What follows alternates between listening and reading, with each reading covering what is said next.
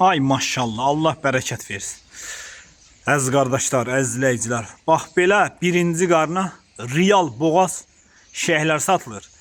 Əziz qardaşlar, 52 baş heyvandır, ikisi balalayıb, 30'u qızıl yelindi. Qalan 20 dənəsi də 10 günə, 15 günə inşallah hamısı yelin üstündə olacaq. Heyvanın sortu da göz qabağındadır. Bir qapının məhsuludur əziz qardaşlar. Bax belə qıraqdan çəkəcəm, bax.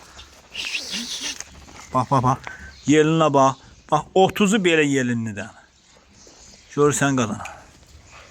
Bax 30'u belə yelinlidir. Bax balası da burada, maşallah olsun, balasına bax. 10 günlük quzudur, gör nə boydadır. Ay maşallah. Allah bərəkət versin. Bax belə yelinli heyvanlardır. Onda yelinli var, bunda yelinli var. Yelinlidir. Boynun quyruğun qaldı yelin altında. Görürsən də, ay maşallah.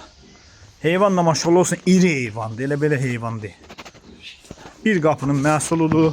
Kim alacaq, Allah dönə-dönə xeyrin versin. Həqiqətən qardaşa, yoldaşa qismət olmalı heyvandır. Bax, yelinə bax. Hamısı bax belə yelin açır. 30'u qızıl yelin. Yobislər də partapat yelinin köşəsini qoyur. Ay maşallah.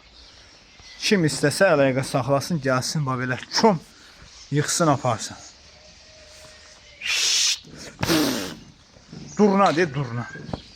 Allah bərəkət versin. Vay. Vay. Süper. Dey qardaş, balalının bir də budur bax. Maşallah olsun, bu da qara süper quzu da olub. Görsən qadana.